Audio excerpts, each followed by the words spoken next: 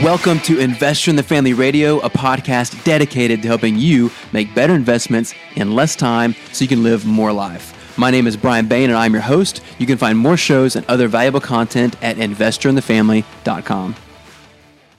Well, hey, Avi, welcome back to the show. Thank you so much for having me back. Absolutely, Avi. Always a great time to talk with you about any topic investing related, but obviously you've done a lot of great work in Seeking Alpha with your following on the metals as well as the overall markets with the S&P 500 and even throwing in a little bit of cryptocurrency as well. You've kind of been covering all the bases.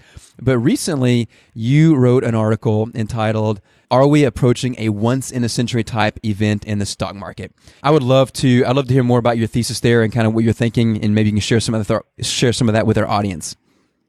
Sure. So a lot of people look back at the 2008 and 2009 event, and they view that as the major market collapse that we will probably experience in our lifetime.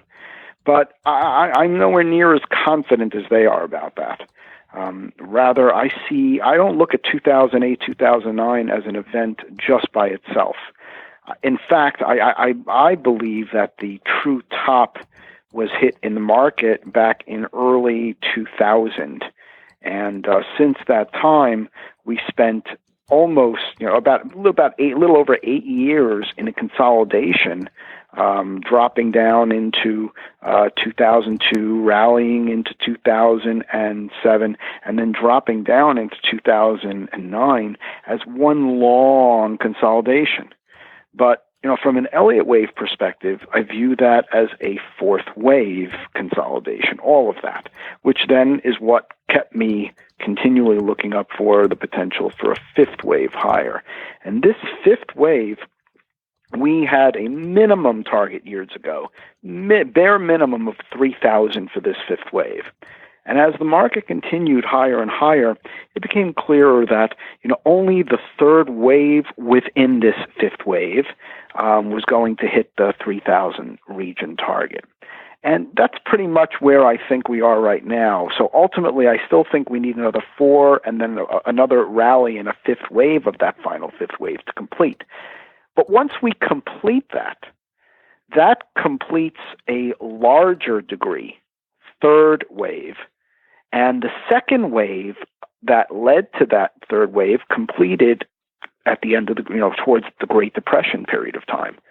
So when we began to rally from 1940s until I view us completing that rally, which began in the 1940s, until over the next 5, 6, 7 years or so, until I see us completing this, I see that as one long-term bull market that will eventually be completing.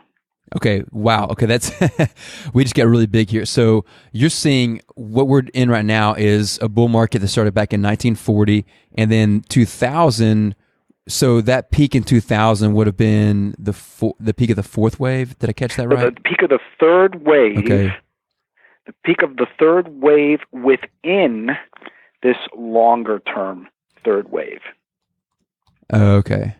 So in other words, between 2000 and 2008, and 2009, we had about an 8-year period of a fourth wave, which is now leading to the final rally to complete the fifth wave of this third wave off of the 1940 lows. Okay, but so this will be completing the third wave off the 1940 lows. Okay. Correct, which means the 1940 lows, the 1940 time frame represented the bottoming in a second wave. So from the bottom of the second wave, you're then going to have a massive third wave that I now view as potentially completing over the next few years. Okay, and my memory from the time I've spent with your service and on your site in the past, the third wave up is typically the strongest. Is that correct? That is correct. Yes. Okay, and so if right now we're looking to so if that 2000 peak was the peak of that third wave, that means, I guess this is kind of the bigger picture, what you're saying, that was the big push. And so from here on out, there's still a fourth wave up and a fifth wave up, but those fourth and fifth waves up don't have to go higher than the third wave. Is that correct? Well, I think we will. I Okay. mean, my Okay. minimum target higher is about the 3225 region, with the potential to go as high as 4,100. I'm not going to have a better idea of that target until we complete the smaller degree fourth wave that I think we've begun. But to give you, to take it back a step, to give you an idea of where I think we are relative to the 1940 region. I put this in the article.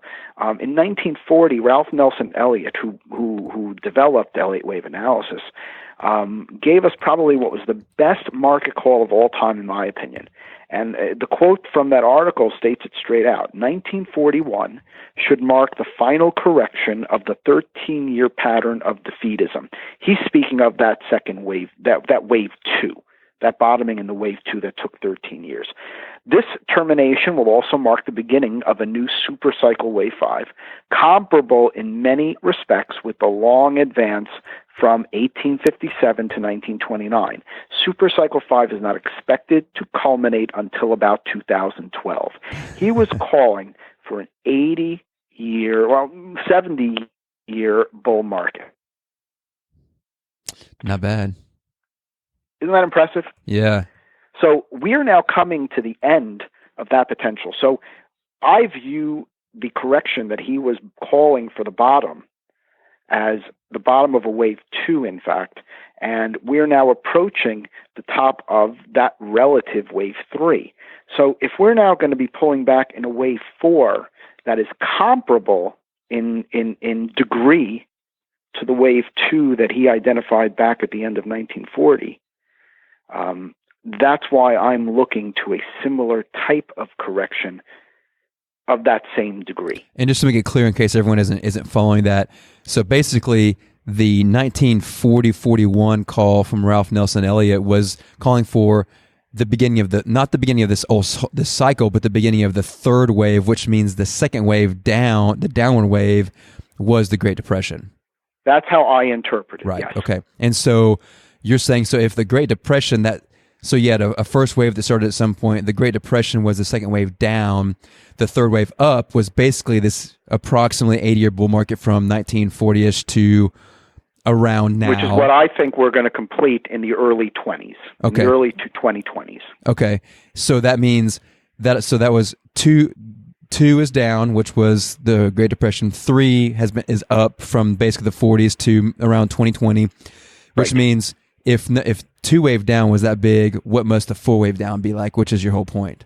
Exactly. My expectation is that it will be probably approximately as long in length, could be longer. Usually fourth waves take longer than second waves. And when I look at the fourth wave of one lesser degree, meaning the consolidation between 2000 to 2009, and that's a fourth wave of lesser degree. So if 2008, 2009 was part of a fourth wave of lesser degree, can you imagine what a higher degree fourth wave can potentially bring us? And that's why I think it could be more devastating than what we expected and saw in 2009. Of course, now I'm having to bite my tongue a little bit because I'm wanting to think about real world events and other dynamics that I can think of in terms of, maybe lining up with some of these cycles you're discussing, but I know that I know that's not how you guys. And I'll be honest with you, we may not be able to foresee what what the new cycle will be that will seemingly cause this. Right. But I'm pretty certain we're going to get some form of new cycle that they're going to view as the cause of this. My perspective is, I think we're setting up for it. I still think we're a number of years away.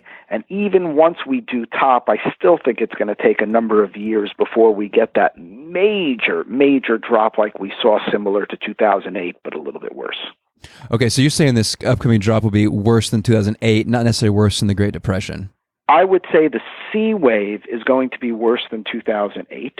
In other words, when we enter into a correction, the correction takes the shape of an A, B, C. The A is the initial drop down.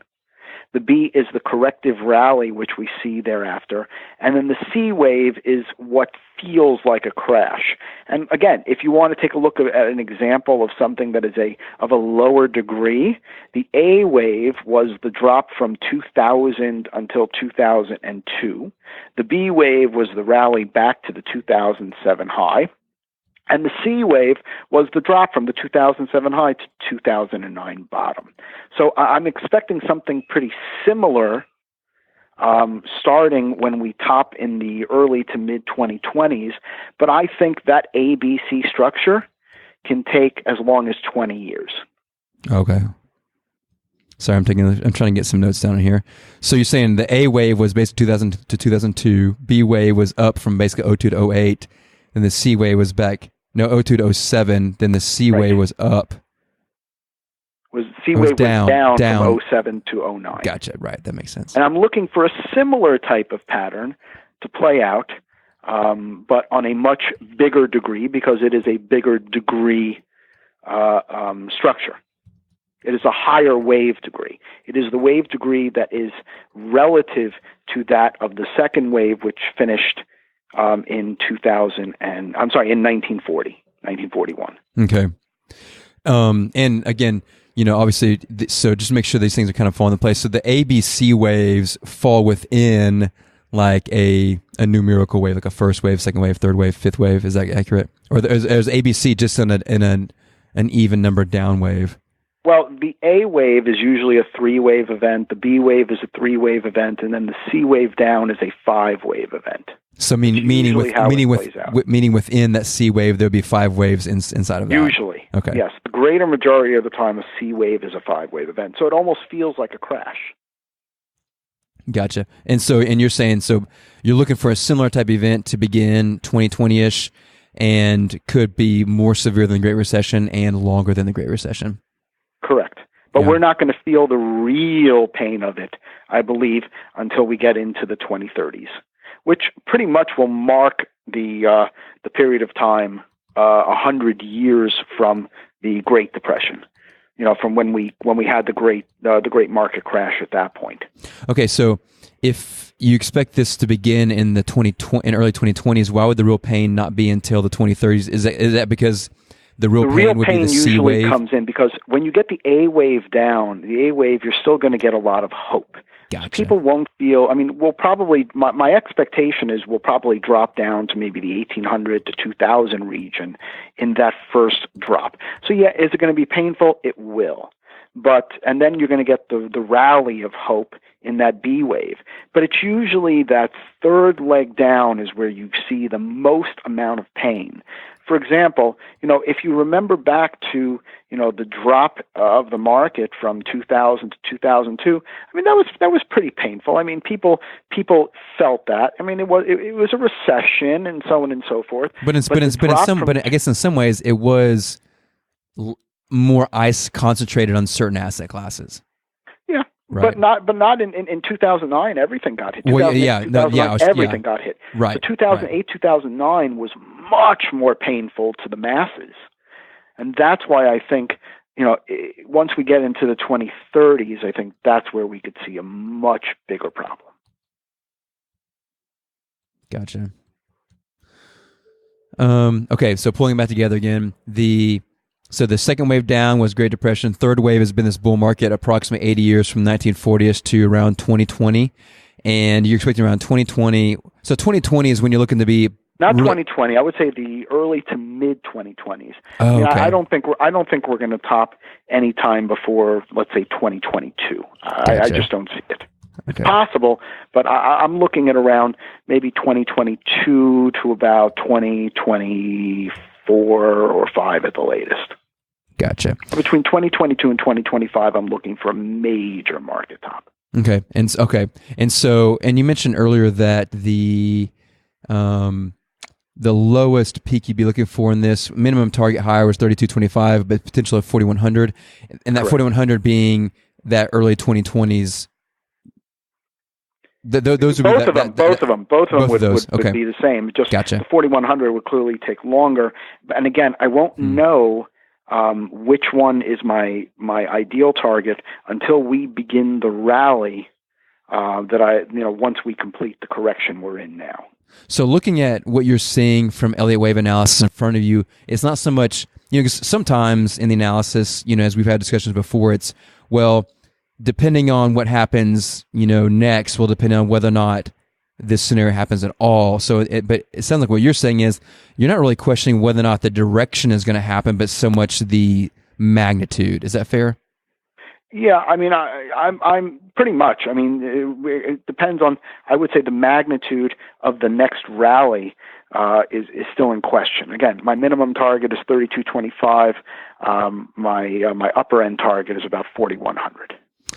And so with this next, so I guess from where we are right now, so this drop we've just had in the markets, so you're looking at, and if in your view, are we kind of in a approximate bottoming out of that and looking for a rally up from here? Well, I'm looking for a rally from here, but I just think that rally is going to be setting us up for a bigger downside. Gotcha. My ideal target for the correction that I see into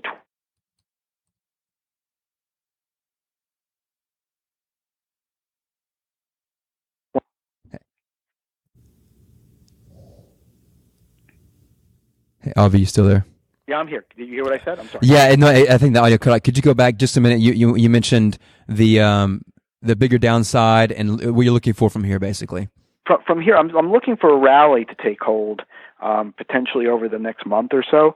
But I see this rally just setting us up. Even if we make a higher high, a higher all-time high, I see this rally topping out and then setting us up for a drop down to about 2,100 to 2,200, which is my ideal target for this correction.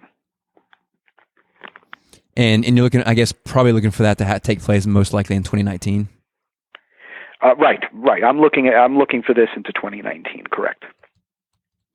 And then, so that bottoming to take place in 2019. So 2019, at some point, once you get down to the 2,100, 2,200, 21 to 2,200 range, that's where you'd be looking for that rally that would carry us up, really a multi-year rally, really into, minimally 3,200. Yes. Okay.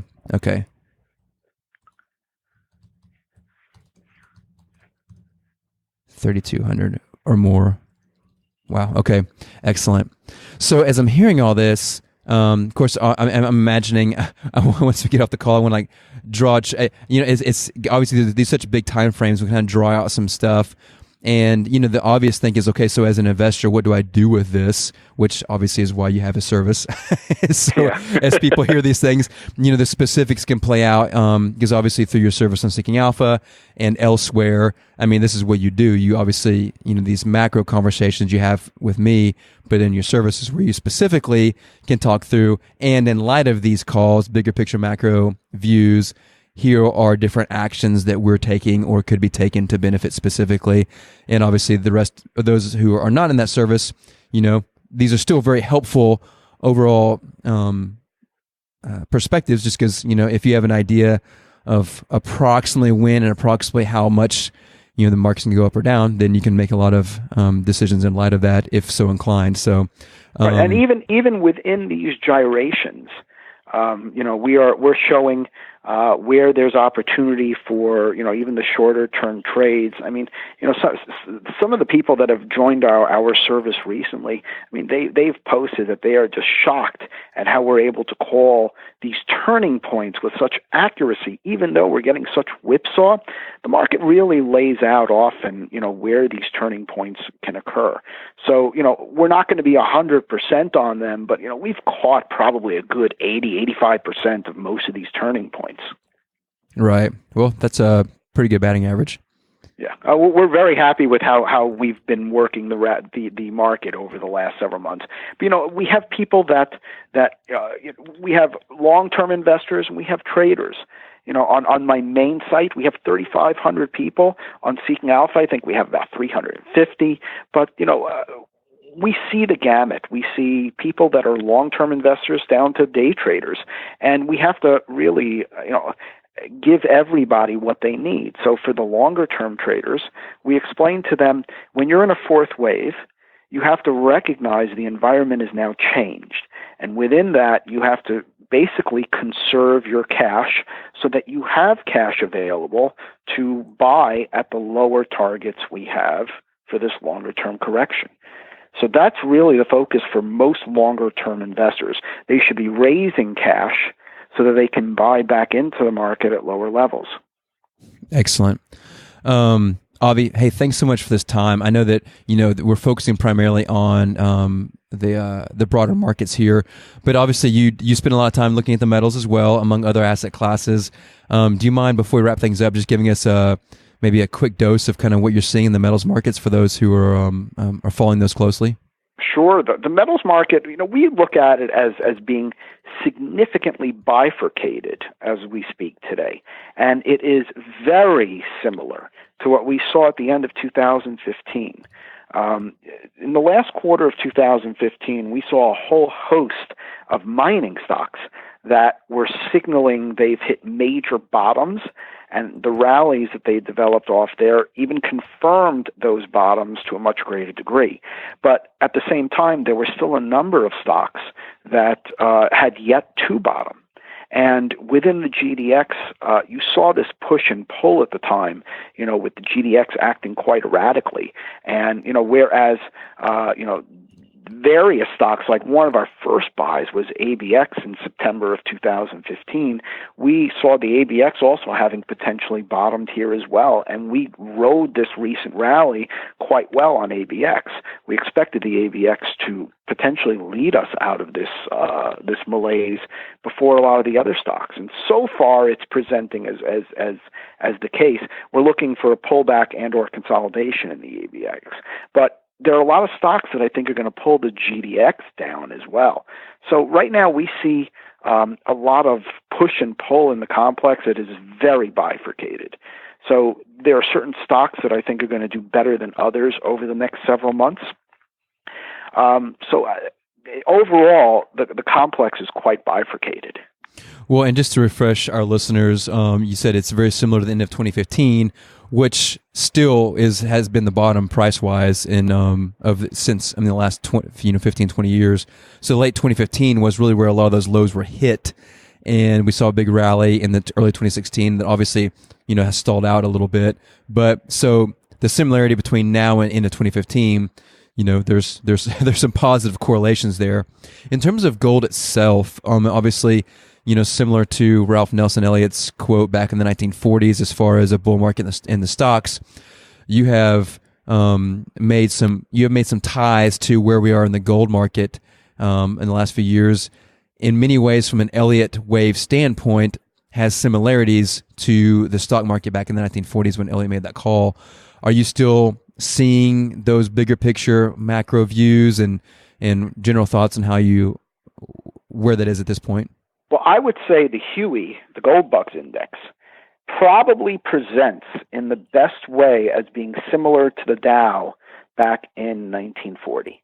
Okay. The manner in which the market has gone sideways for the amount of time it has, as well as the structure, is presenting almost exactly like the Dow did back in 1940. And what's even more interesting, when the Huey hit its low, it was around the 100 region. When the Dow hit its low, it was also around the 100 region. Right. So, under many, many different perspectives, I see some extraordinary similarities, not just in price. Price is just more anecdotal, but in the structure. And the structure seems to lend to a similar expectation that Elliott had back in the 1940s regarding the Dow.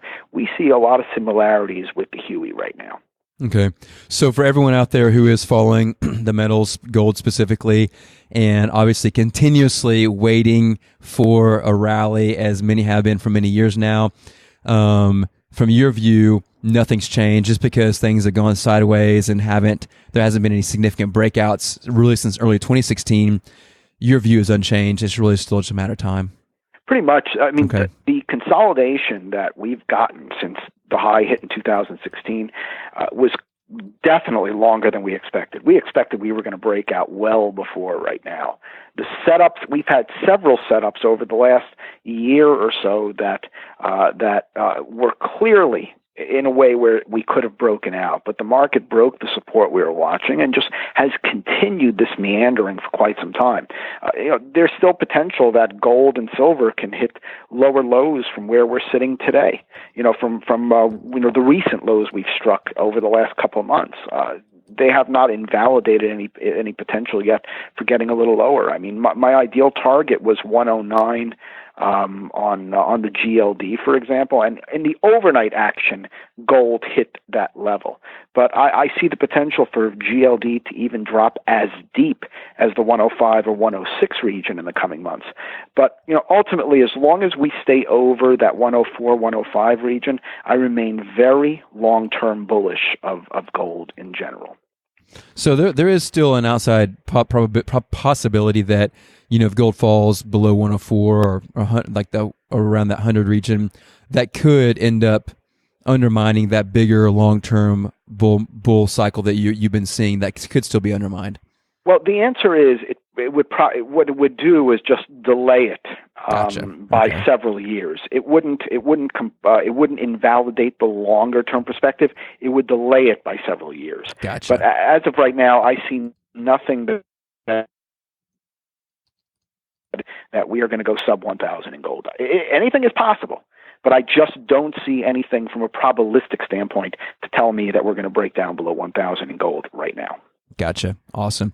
And then just because we've got a minute, any thoughts on Bitcoin and cryptocurrency? I know you've shared some views there before, and curious, people who follow those spaces obviously have been feeling a lot of pain recently.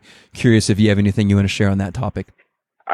We think we are in a bottoming scenario right now on the cryptocurrencies. And we've been tracking this very carefully. It's still possible we may see one more downdraft, but I think we're very, very close to a bottoming if we haven't hit it already. And once that bottom's hit, you have very bullish views going forward. Yeah, I mean, they're for example, Ethereum can get to levels in excess of 6,000, and we're down in the 100 region right now. Wow. So, yeah. Since you mentioned one specifically, would Ethereum be one of the more bullish views you guys see? Yes. Okay. Awesome. Hey, Avi, man, thanks so much for the time today. Again, I say this every time, but I mean it every time. Always a pleasure. You shared a lot today, and it's been really helpful. So thanks so much. Thank you very much for having me again. The information and opinions contained on this podcast are for educational purposes only. The information does not consider the economic status or risk profile of any specific person. The information and opinions expressed should not be construed as investment trading advice and does not constitute an offer or an invitation to make an offer to buy and sell securities.